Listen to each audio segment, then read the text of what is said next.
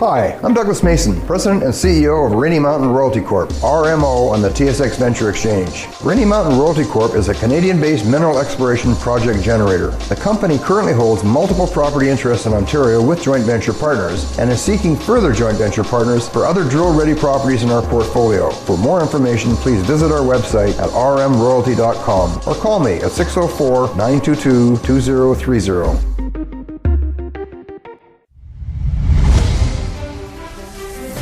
Welcome to the Goddard Report.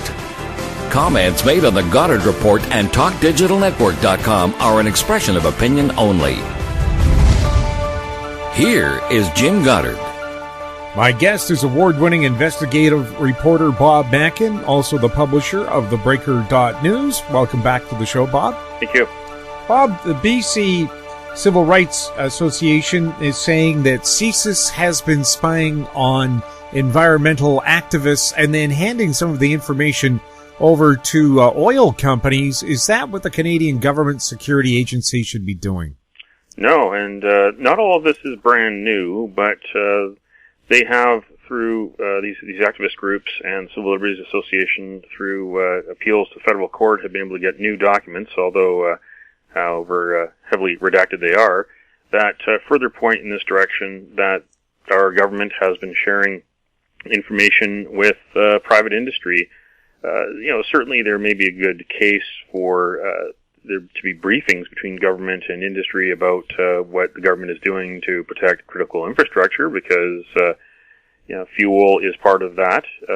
It's needed for the economy, and this on the same count, there are sensitive ways that fuel is delivered, and we don't want to see any terrorism, anyone stealing or booby trapping anything or causing anything to light on fire or harm great numbers of people or prevent them from getting the fuel they need to power whatever they need. And of course, that also includes police, fire, and ambulance. They run on fuel too.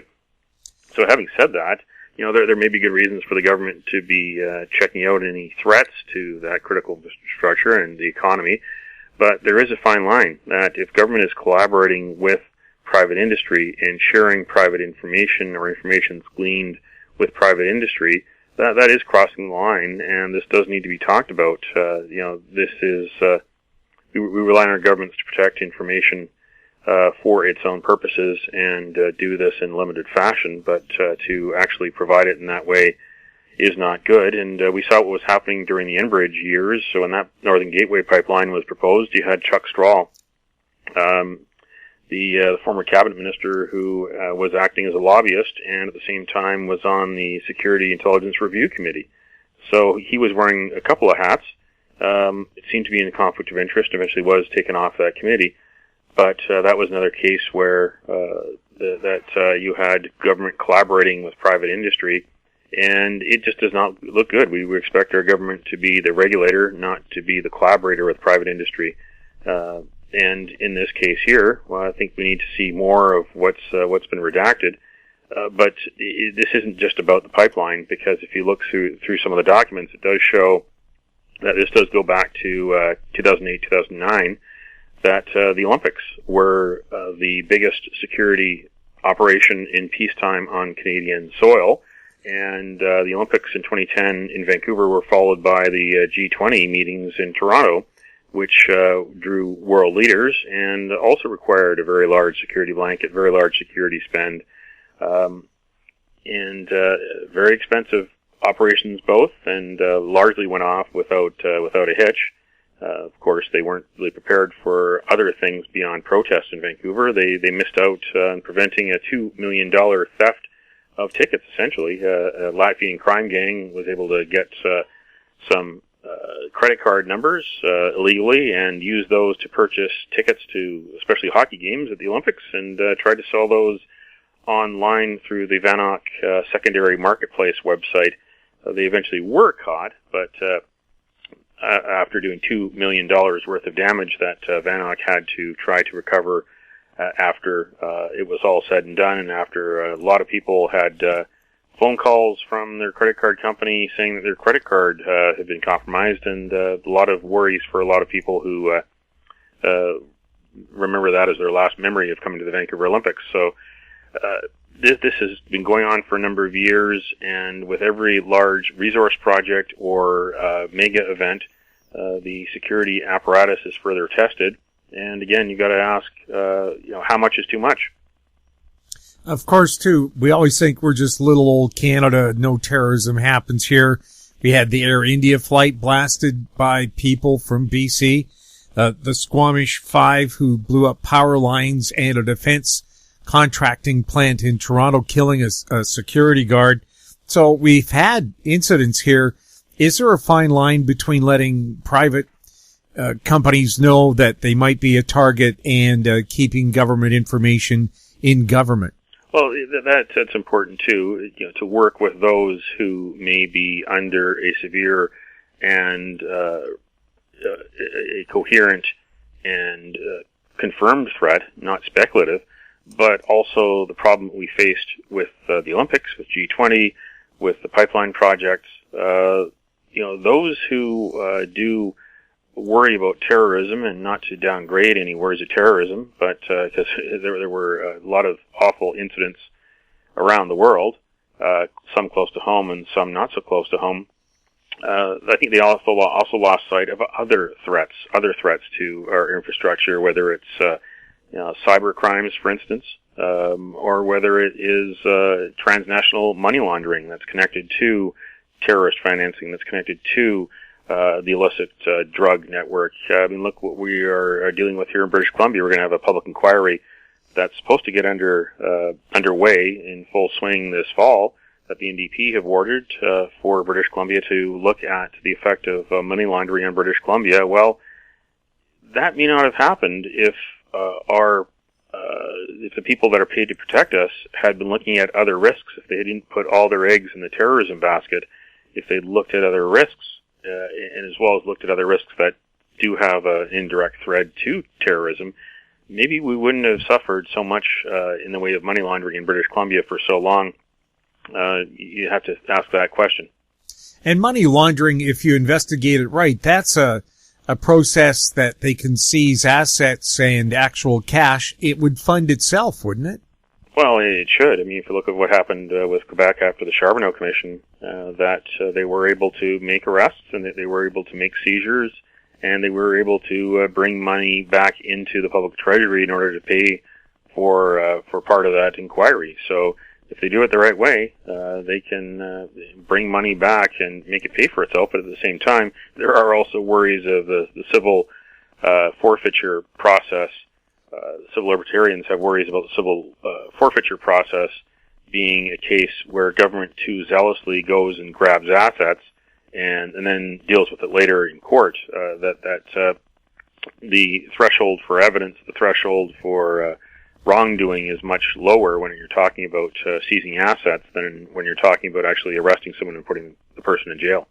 Sure, there are some U.S. police departments that depend on seized cash to fund their own activities. They'll tell people, well, you must be a drug dealer if you have over $1,000 in cash. So we'll take that, and if you don't fight us in court, we'll give you back $900. Yeah, it's almost a reverse onus, and that's not the way it's supposed to be. Certainly there could be a good reason to take away assets, take away cash from someone to prevent them from doing more crimes and stop them from doing the crimes they've already committed. But again, it's got to be heard in open court, and has to be decided by a judge or a jury. We'll have more with Bob Mackin right after this. Aven Resources Limited is a gold exploration company with significant projects in British Columbia and the Yukon, trading on the TSX Venture Exchange, symbol ABN, and the OTCQB, symbol ABNAF. Surrounded by world-class gold deposits and mines, Aven's 23,000 hectares Forest Kerr Gold Project is located in the heart of the Golden Triangle in northwestern BC. For more information, visit us at avenresources.com.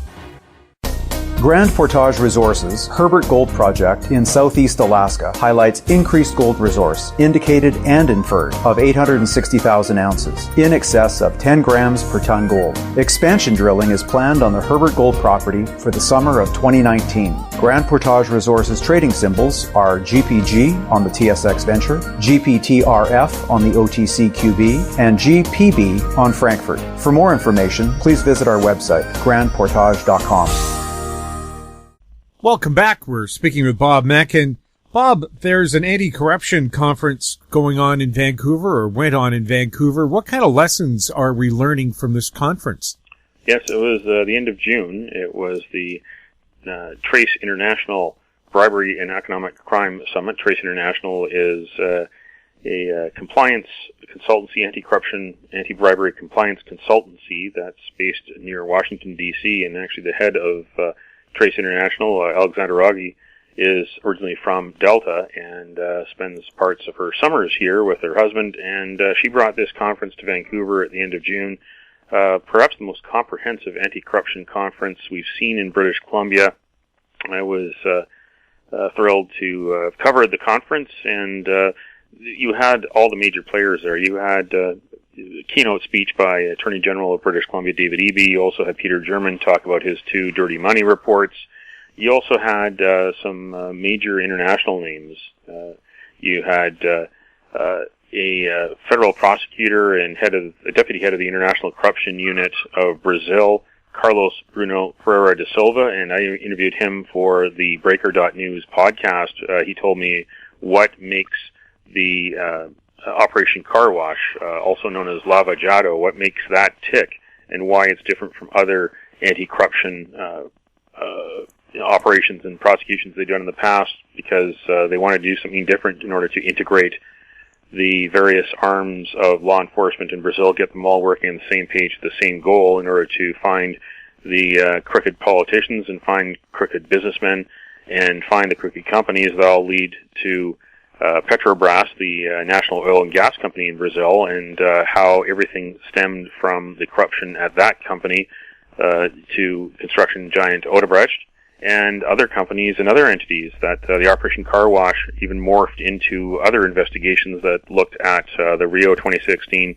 Summer Olympics, where there was major corruption in the building and operation of new venues that were built for the Olympics, and also how Brazil got the Olympics in the first place. The head of the Brazilian Olympic Committee was himself charged and put in jail after the games because it was found that there were bribes paid to people to buy votes so the International Olympic Committee would choose Rio for the 2016 Summer Olympics. And in fact, there was a case in front of a judge more than a week ago in Brazil where an ex-governor of Rio de Janeiro State, Sergio Cabral, actually testified that he helped pay a $2 million bribe to help win the bid for the 2016 Rio Olympics. Some very, very serious matters of corruption throughout business and government in Brazil, and that was quite fascinating because that whole prosecution is ongoing. And then there was the Hong Kong Independent Commission Against Corruption, which has been around since the 1970s. Their Commissioner Ye, was also at the event, and on the Breaker.News there is an op-ed, his speaking notes from the Trace International Bribery and Economic Crime Summit. Simon Pei, the Commissioner of the Independent Commission Against Corruption, spoke at length about what his strategy is, what the strategy is of that independent commission, which was founded back in the 1970s when Hong Kong was still under rule from the British Empire, and what it's done to try to stem corruption. So that was very interesting to hear from that perspective as well, since Vancouver is a Pacific Rim city and Hong Kong is one of the Pacific Rim's financial powerhouses. Of course, it's been in the news a lot lately because of the further influence and interference that Beijing wants to exert just over 22 years after the handover from Britain to China. There's further erosions that have been attempted to civil rights in Hong Kong, and the people have been protesting. But one thing that is always a concern there is corruption, and they do have an independent agency to fight corruption. So if you look at what's happening with Operation Car Wash, the integrated agency and prosecution program down in Brazil, and if you look at the independent corruption agency in Hong Kong, David Eby, the Attorney General of British Columbia, has been keeping a close eye on those. Those could help British Columbia eventually form its own type of permanent anti-corruption, anti-bribery agency. Watch for that to come in the future, because I know David Eby, after talking to him, has acknowledged that British Columbia does need a permanent integrated force. And which way should it go? And should it, take a little bit of here and a little bit of there, be a little bit like Operation Car Wash and a little bit like the Hong Kong Independent Agency? And this conference also heard from some other people.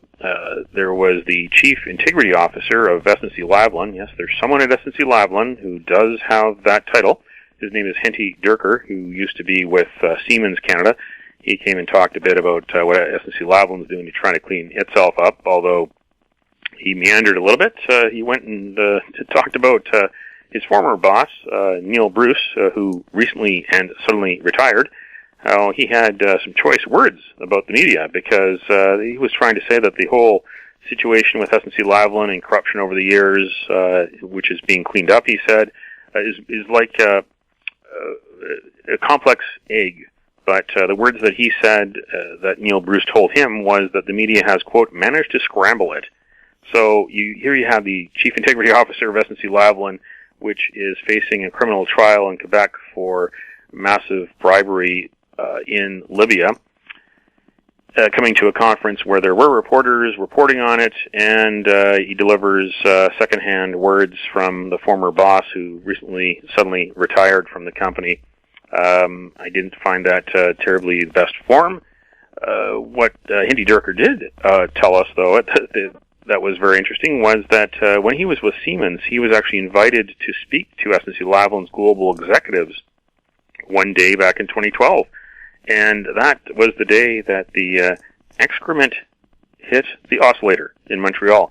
It was April 13th, 2012. He retold the story of what it was like to be in Montreal on stage addressing the global executives of SNC-Lavalin at a major corporate meeting when they were actually pulled off stage, because at that time, on April 13th, 2012, the RCMP was executing search warrants at the SNC-Lavalin headquarters to gather evidence for the case against SNC-Lavalin and the case about its bribery.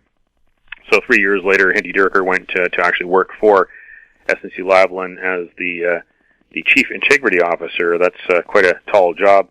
He did say at the Trace International Conference that they're still hopeful there can be a remediation agreement, which I don't know how hopeful he really is, if that's just rainbows and unicorns talk, or if there's any further talks behind the scenes we don't know about. But of course, they're working their way towards the trial in Quebec on corruption in Libya. So that was quite a fascinating case there. And also, if you want to hear on the Breaker.News podcast, I spoke with Diana Enriquez, a New York Times reporter, a New York Times contributor, who is also an author, and she's written a definitive book about the stock market, Black Monday, as well as about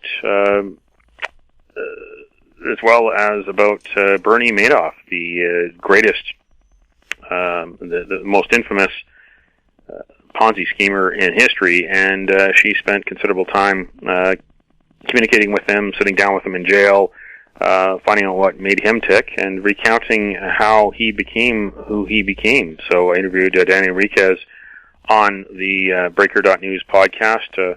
Interestingly enough, that was published just in time for the 10th anniversary of Bernie Madoff's sentencing in New York. Of course, he has a long way to go.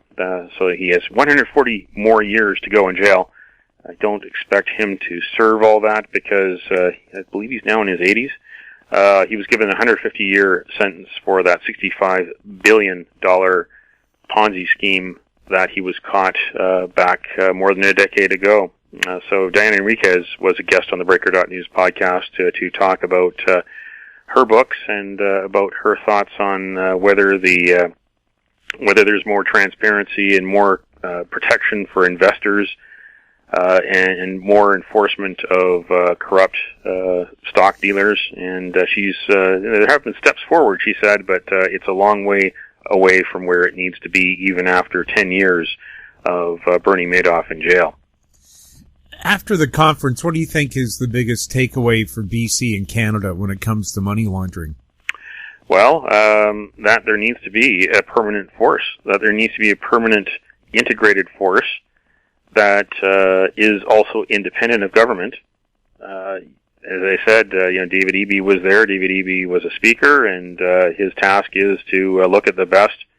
There's also anti-corruption agencies in Quebec, in New York, for instance.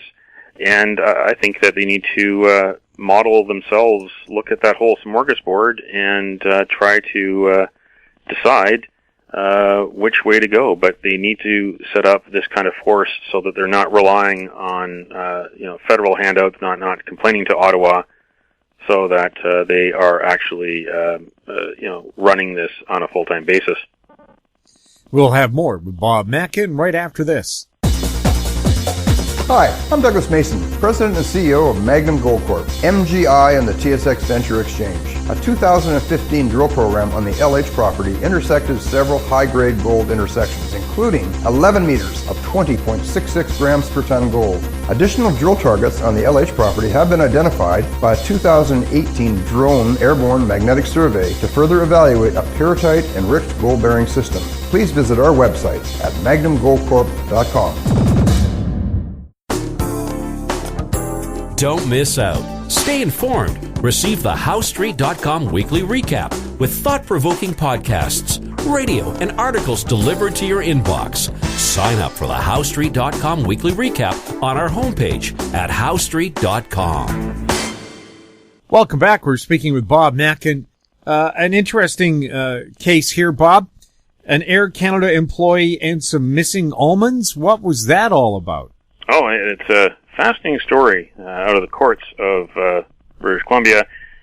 Former Air Canada worker is still fighting to get her job back. Fighting to get compensation. Her name is Nina Chima. She worked for 17 years for the airline. She was a cabin cleaner aboard the planes when they arrived in Vancouver. She was fired in February 2016. She was on board doing her job, and she was in the first class section when she noticed 4 unopened packages of almonds and a tube of unused hand lotion a passenger had left there. Items of very minimal value.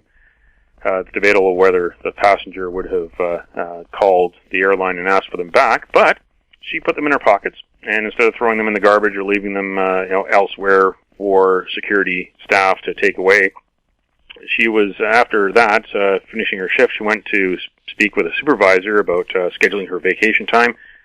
And, she discovered that the items were in her pocket. She said that she forgot. She said she put them in her pocket.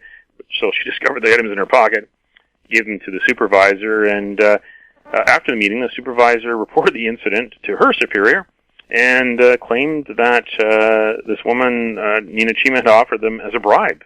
So she was called for an investigative hearing with a shop steward from the union to come along to help her, and she was suspended pending discharge, and so she was fired.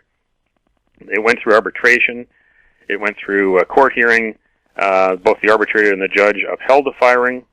The judge in the court, though, referred the case to another arbitrator, to a second arbitration case. This time it was Vince Reddy, who was one of the best-known arbitrators in British Columbia, but he came to the same conclusion as the previous arbitrator did. So the union decided not to continue to support her, and so she contested it to court. She went to court, and Justice Jasvinder Basran decided that she did not have standing to pursue another judicial review. So her only avenue to appeal now is the Canadian Industrial Relations Board.